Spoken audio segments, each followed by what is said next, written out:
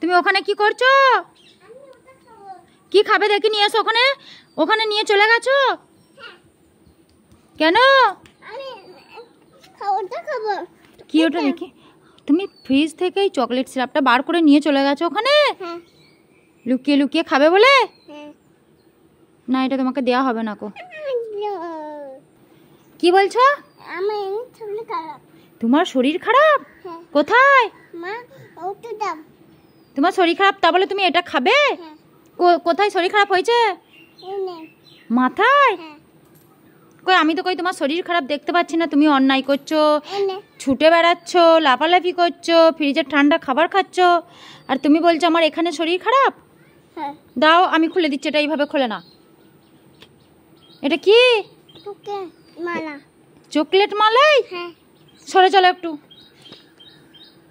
বসো এখানে ভালো করে, হাত পাতো।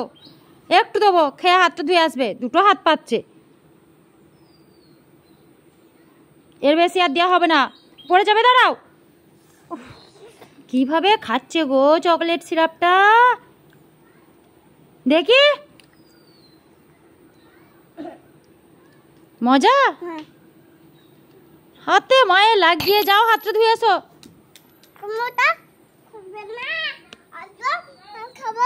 না, আমি এটা খেয়ে নেবো।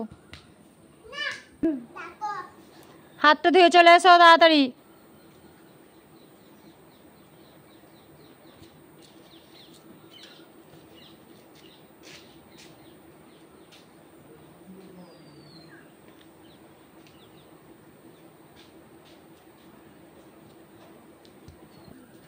এটা ফ্রিজে রেখে এসো।